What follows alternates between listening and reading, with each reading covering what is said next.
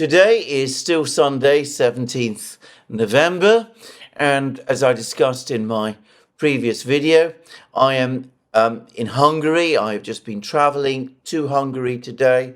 I've had some already enormously interesting and very enjoyable meetings with various people who are advising the Hungarian government and who are not, by the way, as of now, officials of the Hungarian government. It has been a busy day, a day traveling and a day engaging in meetings. And I'm afraid that the result of that is that this video is being made very late in the day, and of necessity, it is going to be rather short. And of course, the lighting conditions are perhaps not optimal. But nonetheless, I have decided that it is only appropriate and proper that a video should be made today to the community, to the people who watch my channel and the Duran. I think that's the only right thing to do, and that is, of course, what I have done. So, short as this video is going to be, or relatively short as this video is going to be, and as I said, the fact that it is not being made in optimal conditions, well, I do what I can, the best I can, and the result is today's video. So without further ado, let's get on to the news of today. And this has been an important day, and it has been an important day relative to three big news events which I want to discuss in sequence. The first, obviously, is the decision which has been disclosed in the New York Times. There's been no denial or retraction of it by the administration, the Biden administration, but the news that President Biden has decided to authorize the use of long-range missiles, by which I understand what is meant is ATACMS missiles, to strike inside Russia, to conduct strikes deep inside Russia for the first time since the beginning of the conflict. And the rationale for the decision, supposedly, is the presence of North Korean troops in Kursk region. And the justification for that is not just the presence of those troops, though there's no sign yet that they have taken played any serious role in military action up to now, but also reports that the North Koreans are providing military equipment to Russia. Though why attacking Russia in connection to what the North Koreans are doing? Why that changes this policy about conducting deep strikes into Russia, well, that so far is not, I have to say, clear to me. Anyway, put that aside, the fact is that there is some evidence that the North Koreans are now providing the Russians with long-range artillery strike capabilities. And there's been film which appears to show North Korean self-propelled armored vehicles, apparently with 170 millimeter guns, trundling through a city somewhere in eastern Russia, presumably or possibly moving towards the front lines, either in Ukraine itself or possibly in Kursk region. So it's possible that North Korean artillery is indeed now involving itself in the fighting in some way. That, of course, is not identical to North Korean troops being involved in the fighting. And despite various claims coming from the Ukrainians, there's no evidence whatsoever that North Korean soldiers have been playing any part in the fighting in Kursk region up to now. The Ukrainians have claimed that they have killed North Korean soldiers, but as of now, there isn't a scintilla of evidence, apart from what the Ukrainians themselves say, that is so. So why has this decision been taken? Despite the known opposition of the Pentagon, despite the fact that US officials, from the Pentagon have pointed out that this decision would make absolutely no difference to the course of the war, that Russian aviation and other assets have been pulled back beyond the range of ATACMS missile strikes, if that's the weapon system that is going to be used, that they've been pulled back beyond the territory that the ATACMS can reach, that the Russian Air Force is not involved in any way, is not vulnerable to these attacks, at least not in any significant way. Of course, President Zelensky himself has been claiming otherwise. He's supposedly coming forward with lists of targets. But the very fact that he has been apparently, as part of his victory plan, requesting supply of Tomahawk cruise missiles, which of course have an entirely different range, in effect is an admission, even from the Ukrainians, that authorizing ATACMS missiles to conduct strikes deep inside Russia is not going to make a significant difference, because there are not that many ATACMS missiles and that they do not have a sufficient range to inflict significant damage with respect to the range, the targets that are within their range. And besides, as I have also pointed out in various programs, we now have cumulative evidence that the Russian air defense system has got on top of the challenge represented by the ATACMS missiles. The Russians have been consistently successful in shooting them down. There is no reason to think that this will change.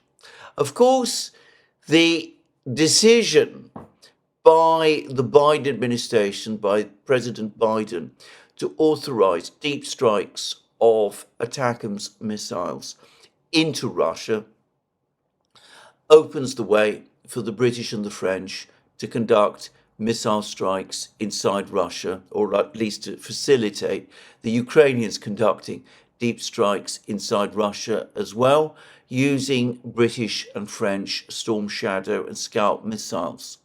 And of course, if Friedrich Merz becomes Chancellor of Germany in February, as is very likely, he too has indicated that he intends to authorize the Ukrainians to launch Taurus missiles deep in strikes against Russia. All of these systems, I'm confident the Russian air defense system would be able to respond to and would have no significant difficulty repelling. They have shown that they have the capability to do that, and that has become increasingly clear over the course of this war. I appreciate that there are people who think that the Taurus is going to be a more effective missile than the Storm Shadow and the Scalp. I can remember when people said the same about the ATACMS missiles, that the ATACMS would be more effective than the Storm Shadows and the Scalps, or alternatively, that the Storm Shadows and the Scalps would be more effective than the Taurus missiles, and in the event it proved otherwise. None of these missiles has proved anywhere near as effective as people anticipated that they would. And there are other missiles as well. There's the JASSMs missiles that the Ukrainian aircraft, the F-16s, are going to be authorized to carry. They too have a certain range, a limited range, longer range perhaps than some of the other missiles. But of course, I suspect the Russians capable of shooting these down as well. And besides, JASSMs missiles have to be launched from fighter jets, and fighter jets, in order to inflict strikes deep inside Russia, would have to approach Russian-controlled territory, and that would inevitably make them vulnerable to counteraction by the Russian air defense system, both the Air Force and the air defense missile system. So, as the Pentagon has repeatedly said, this decision is not going to make any significant difference to the course of the war. So why has it been decided? Why has President Biden, in the last weeks of his administration, just before he's going to leave office, decided to make this fateful decision? A decision which, for the first time, does cross Russian red lines. President Putin of Russia has made clear that the Russians will treat this as an act of war.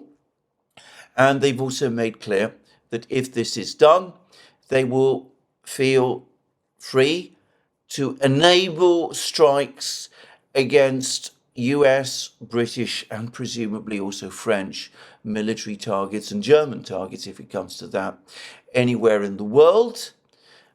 And as was pointed out recently in a live stream that we did with him by Jim Webb, former US Marine officer, we can already see the initial signs that the Russians have been providing advanced technology to certain Arab adversaries of the United States, the Houthis, for example, possibly Hezbollah. I strongly suspect Iran.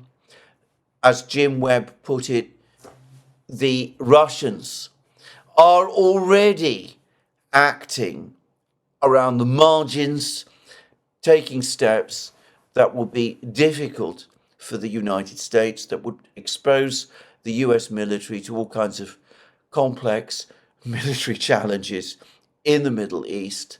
And this decision that the President Biden has just made is going to make that situation worse still.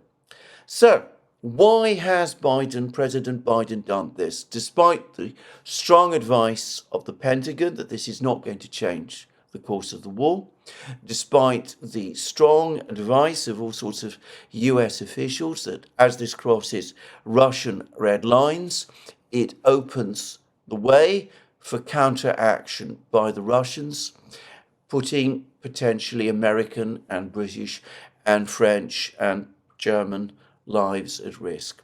Well, there is only one reason, and it is the simple and overwhelming reason. It has nothing to do with the Russians. It has nothing to do with the Ukrainians. It has nothing to do with the North Koreans or any of the other reasons we are being told. It is because President Biden wants to make life as difficult as possible for his successor, Donald Trump. He is aware that Donald Trump is looking for ways to end the conflict in Ukraine, that he has spoken out, and some of the people in his team have spoken out against further funding and weapons supplies to Ukraine. He seems interested in reopening some sort of dialogue with the Russians. President Biden, Joe Biden, has had long history of antagonism towards Donald Trump. So do other Democrats. President Biden has given speeches which have spoken about Donald Trump in vivid and frankly apocalyptic terms. And, well, given the strength of his visceral feelings, given the depth of his anger, that the man that he so strongly opposed is now soon going to be inaugurated president of the United States, he has taken this decision basically in order to make President Trump's situation, his position, as complicated and as difficult as possible after Trump's inauguration on the 20th of January. The Prime Minister of Hungary, Viktor Orban, the Prime Minister, in other words, of the country where I am presently located, recently expressed his own concerns about this.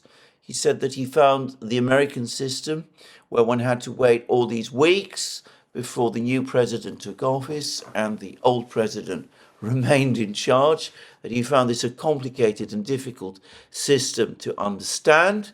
He expressed worry that the existing president might make decisions intended to spite and make life difficult for the future president, and as we see, and not for the first time, Viktor Orban's concerns have proved prescient.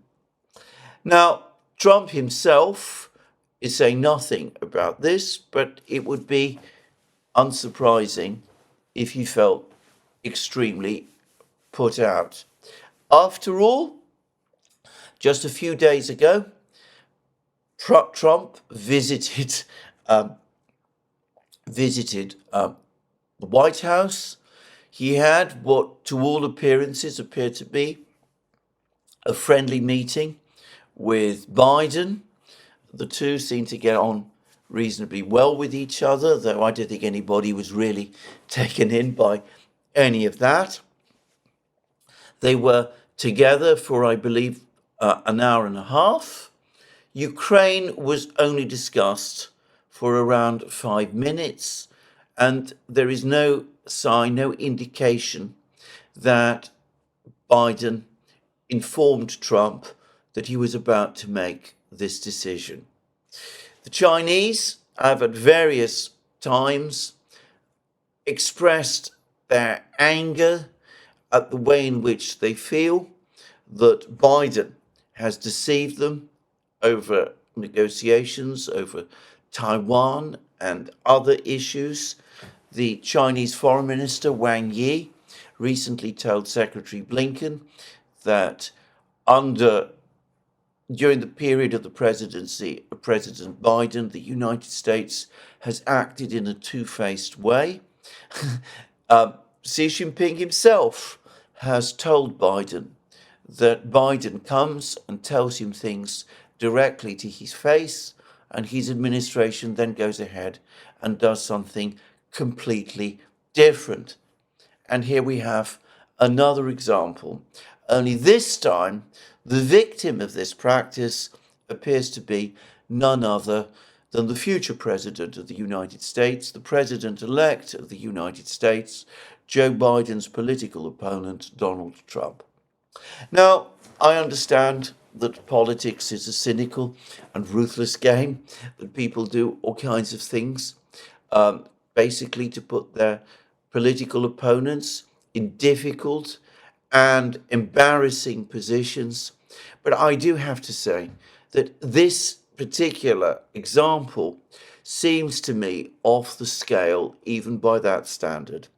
To take a hostile action against a foreign power with which the United States finds itself in an adversary position, take an act against that hostile power, which that hostile power has already defined as an act of war, when that particular hostile power possesses nuclear weapons on a scale even greater than the United States itself, and the military means to make the position of the United States more difficult around the world, and can also take steps that will put the lives of Americans and global stability at risk, for what I am absolutely sure is a policy of making life as difficult as possible for a domestic political opponent. Well, all I can say is that leaves me completely speechless. It is something that I find beyond comprehension, but there it is. Now, there's been much negative reaction from all sorts of people about some of the decisions that Donald Trump has made, appointing various people to his administration. And I'm not here to defend those appointments, by the way. I've tried to analyze them and explain them, and to say why I think those appointments, or to be more precise, attempted appointments, have been made. But to reiterate, I still think that despite the fact that many of these appointments are of people who I personally would not have appointed to the positions that Donald Trump is seeking to appoint them to, and who I do not think are in any way suitable to occupy those positions. I still think that Donald Trump is an improvement on Biden, and I think this latest episode shows us why. Nothing that Donald Trump did at any point in his presidency, to my mind, was as reckless and as irresponsible and as dangerous as this latest decision that Biden has made.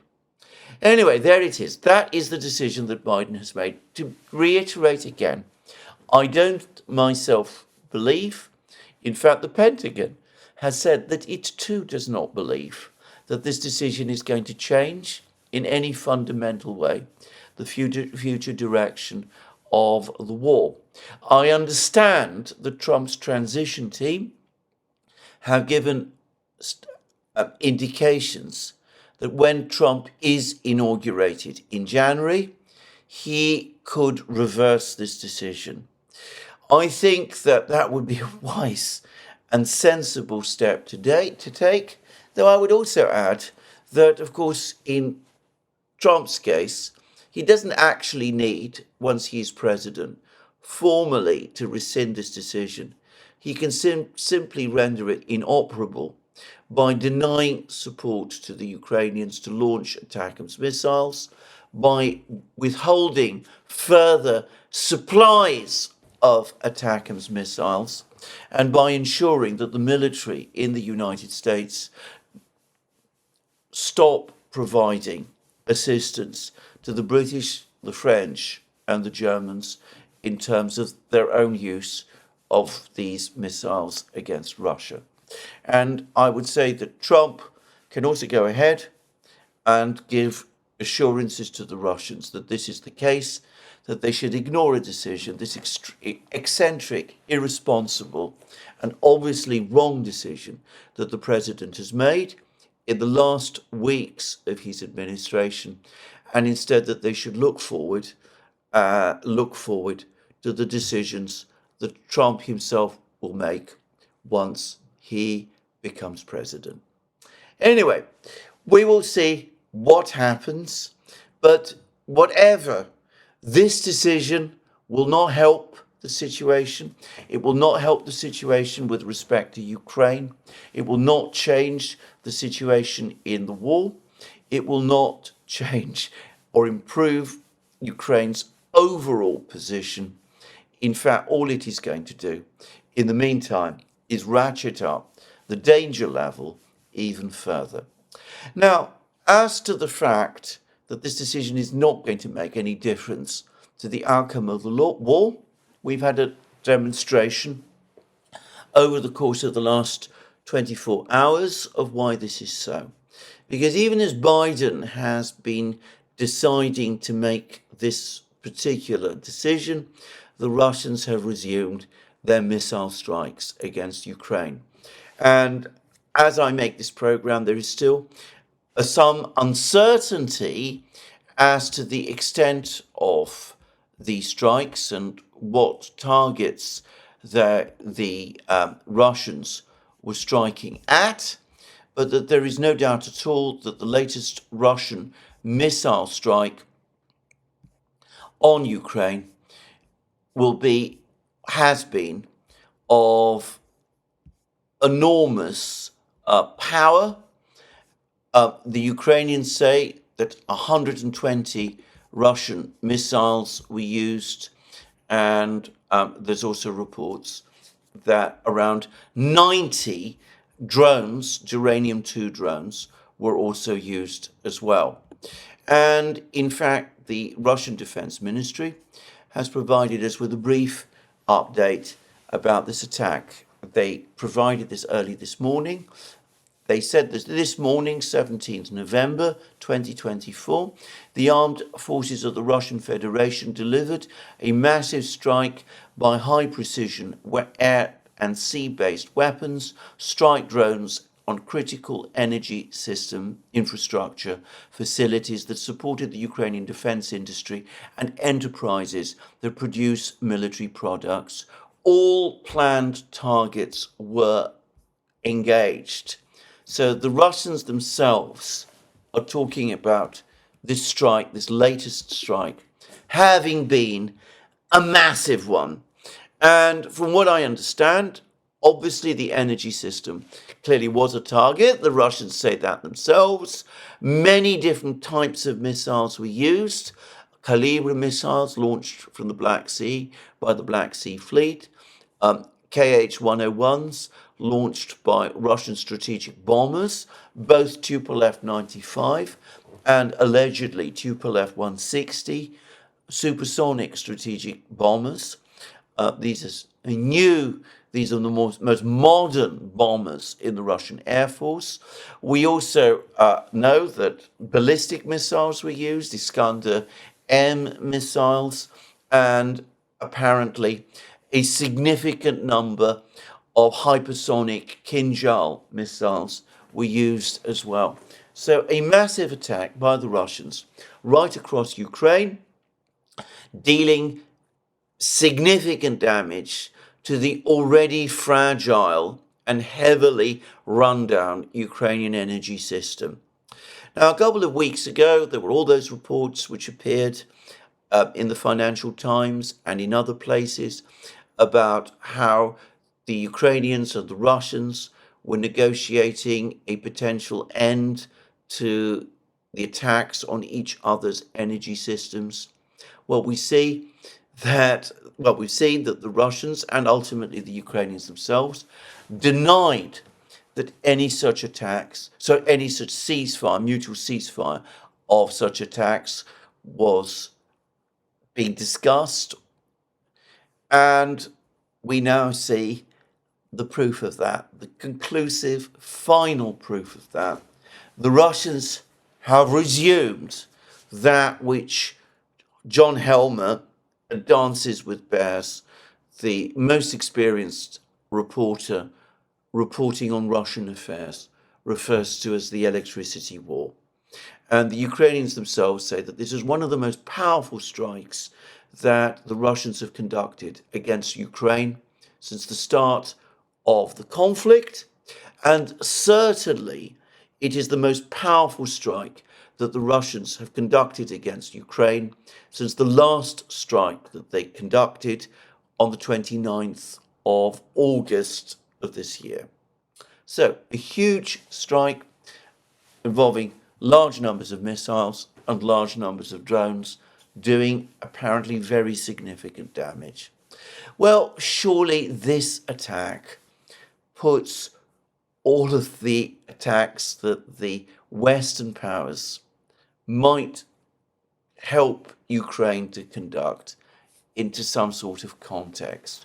It's taken 3 years of massive Russian missile strikes to bring Ukraine to the point where its entire energy system is on the verge of breaking down, when its military could face potential crisis, where its cities might potentially be emptied. And this, despite the fact that Ukraine's air defense system is shot to pieces, and despite the fact that Ukraine's national territory is, well, it's very big, but of course it is not remotely on Russia's scale. Does anybody honestly believe that the Western powers can conduct a missile offensive against Russia that could remotely approximate in power and reach and scale to the one that the Russians have been conducting against Ukraine? The answer is, of course not. The West doesn't have a fraction of the missiles that the Russians are producing. It needs a significant portion of those missiles anyway in order to deter its adversaries, or potentially deter its adversaries in the Middle East and, of course, China in the Far East. Its production line of many of these missiles is essentially at a stop. And, of course, Russia, a vastly bigger country than Ukraine, far more diverse, factories located across the vast territory of what is by far the world's biggest country, protected by the most sophisticated air defense system in the world. So, the idea that a missile offensive of this kind against Russia is going to achieve a decisive outcome is an absurd one. One only has to see at how long it has taken the immensely more powerful missile strikes that Russia is conducting against Ukraine to have the effect that we've been discussing, to see that.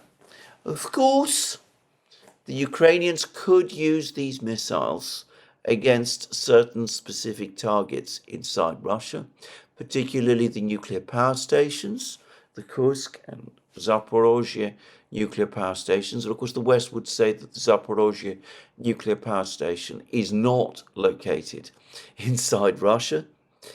But, well, putting aside that would be an even more reckless and irresponsible step than any other up to now that we have seen, such attacks on nuclear power stations would be against targets that the Russians are likely to defend very heavily.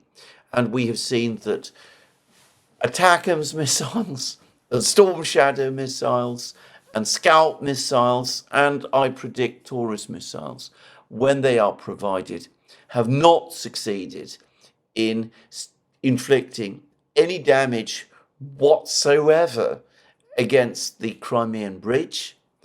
So I don't think they're going to be particularly effective against these nuclear power stations if they do indeed become the target. So anyway, there we are. That's where we stand. A massive Russian missile strike inflicting enormous damage on Ukraine. There is every reason to think that these missile strikes on the Russians are going to continue and intensify over the next couple of weeks. And of course, they're taking place against the backdrop of an ongoing Russian ground offensive right across Ukraine, where the reports say that the Russians have not only gained significant additional ground, but that they've now basically captured all the territory on the northern banks of the Kurachovo Reservoir, that they're attacking Kurachovo from the north, that the strategic town of Kurachovo, its position has become undefendable, and we've seen that the Russians are continuing with their offensive in all other places. This Russian missile attack is important in itself. There's reports circulating today that 7 out of 9 of Ukraine's remaining nuclear reactors are in effect now offline. And we can see that the attacks will continue in conjunction with the ground offensive. And if the pattern of previous Russian missile offensives that we have seen over the course of this conflict repeats itself, then it is likely that we're going to continue to see Russian missile strikes against Ukraine continue at similar levels over the next 3 to 4 months, with consequences for Ukraine that, well, we can all imagine. So anyway, an incredibly bad decision. One, however, which the latest Russian missile strike puts in obvious context. Well, this is my discussion about the missile strikes. It's also my discussion about the Russian missile strikes, the American decision to authorize use of ATACMS missiles against apparently principally the North Korean troops in Kursk region and whatever. But anyway, obviously, there'll be more developments over the next couple of weeks. And as I said, in the meantime, Donald Trump and his team have good reason to be angry, given, as I said, that the President of the United States, in effect, deceived them by failing to disclose that he was considering making this decision, and in fact would make this decision, when he met Donald Trump in the White House just a few days ago. Anyway, the last topic I intend to discuss today in this relatively short video is an article that appeared yesterday in the Financial Times. Now, the article spoke about how the Trump team are preparing to restart the sanctions war against Iran. The maximum pressure campaign against Iran. This was something that was initiated by the previous Trump administration in 2018, after Donald Trump decided to pull out of the JCPOA, the Joint Comprehensive Plan of Action, whereby the United States joined with various other countries, including, of course, Iran, in placing limits on Iran's nuclear enrichment program in return for a certain amount of sanctions relief. Trump rescinded that proposal, that agreement, and he went forward by imposing a massive number of additional sanctions on Iran and acting in a way that was clearly intended, despite denials, to engineer a political crisis within Iran itself.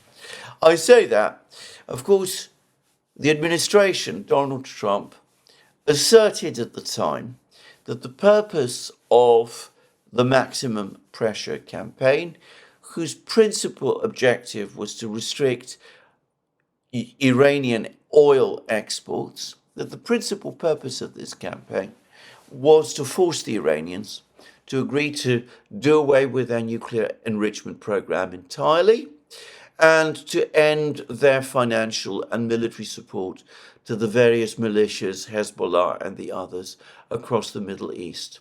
The Iranians, of course, utterly refused to do either of these things, and the maximum pressure campaign was put into effect.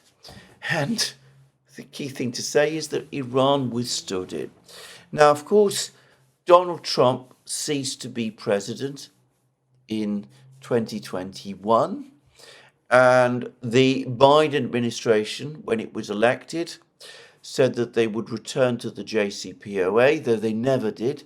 They, in fact, adopted a very similar line to the one that Donald Trump said he would follow, which was that they said that they would return to the JCPOA, but that the Iranians needed to make fundamental concessions on a whole set of additional matters: support for Hezbollah and other militias, reductions in their ballistic missile program, that sort of thing, all of which the Iranians understandably rejected. So, though the maximum pressure campaign was eased off to a certain degree, allowing Iranian oil exports to increase significantly, principally, by the way, to China, just saying, the overall effect of the Biden administration replacing the Trump administration was not as great as I think many people had anticipated. It did not change Iranian policy. Now, I predict that this latest return to the maximum pressure campaign is going to have the same result. The Iranians are not going to back down. They're not going to change their policy. The maximum pressure campaign is not going to precipitate the political crisis in Iran that many people in the United States and within the administration expect, and the Iranians will hunker down and will act to see this thing through. In fact, it's not impossible that this will tilt the balance of political advantage within Iran back again towards those within Iran who argue that Iran might as well press forward with its with a proper, genuine nuclear weapons program, because it is being punished by the United States and the Western powers for a nuclear weapons program which it doesn't actually have. So on the principle that if one is going to be punished for something, one might as well go ahead and do it. There will be some people, I suspect, in Iran who will argue that that Iran should take a leaf from North Korea's book, just as the North Koreans responded to the sanctions upon them by reversing a previous commitment not to press forward and develop nuclear weapons, so the Iranians would do the same. I say that because it's become very clear to me over the last couple of days that there has been a debate underway about this issue within Iran itself.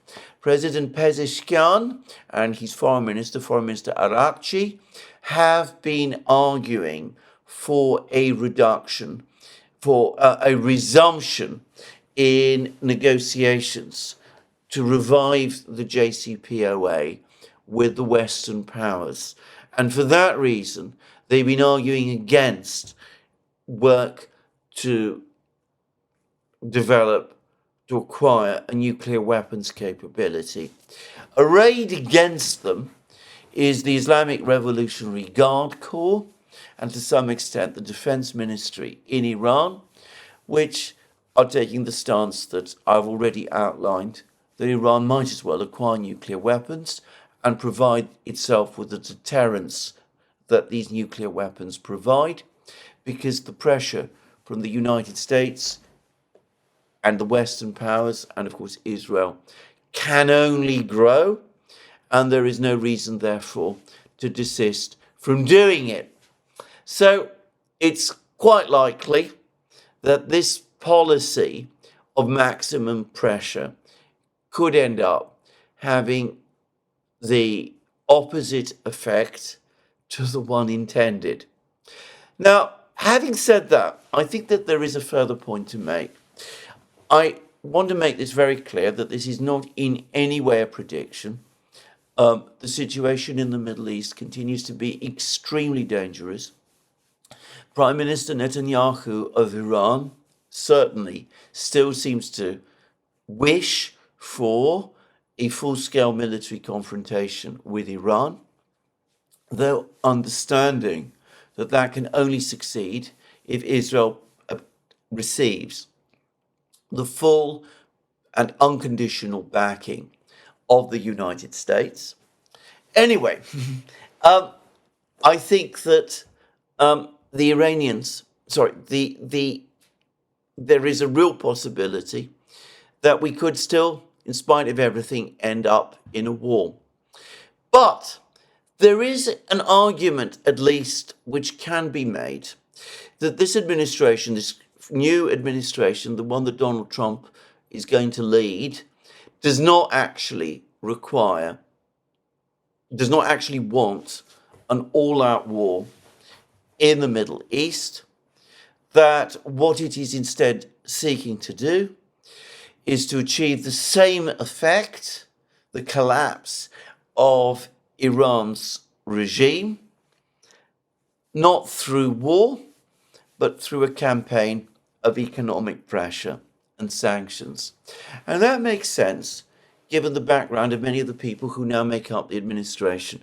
Various military officers, predominantly, who have fought in the Middle East, who are embittered by the forever wars, but who are also deeply committed to the alliance with Israel and deeply hostile to Iran and to the various Islamist movements in the Middle East that they fought against. So I could see that these groups, these people, might be saying to themselves, well, let's move forward, therefore, to try and implode Iran, but doing this without resorting to weapons. Now, of course, what will happen if, or as I suspect when, it becomes clear that that approach is not going to succeed is another matter. And as I said, it could be that we are going to find ourselves in an escalation situation as a result of these moves. One thing which I think the administration, the Trump administration, the forthcoming Trump administration may not have understood is that Iran's position today is much stronger than it was in 2018. In 2018, Iran still had complicated, difficult relations with Russia and far from optimal relations with China. Now it is a member of the BRICS. In 2018, the Russians were experiencing sanctions to a certain extent, but to nothing like the extent that they are now. So back in 2018, they still had a relationship with the United States that they were anxious to preserve, whereas that is no longer the case today, because there is no relationship to speak of with the United States. So it may not be as easy for the United States to basically place Iran under economic siege in the same way that happened back in 2018.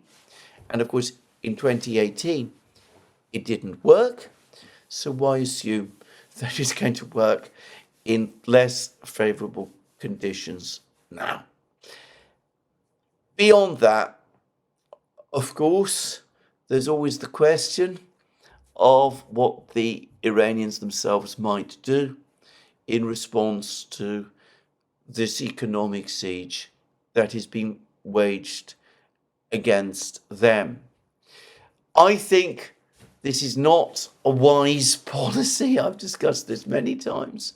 It seems to me that a much wiser, more sensible policy, on the contrary, would be to start a proper dialogue with Iran aimed at achieving a general ceasefire and stabilization of the situation in the Middle East. I have made that point very clear many times, but it doesn't seem to be the approach the Trump administration is choosing to follow.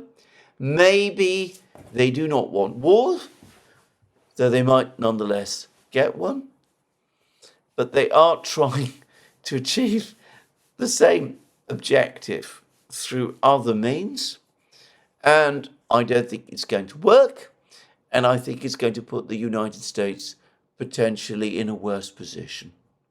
So anyway, there we are, a series of ominous and bad decisions being made in the United States. I'm sorry to say that this has become now the regular pattern. We see this all the time in the United States nowadays.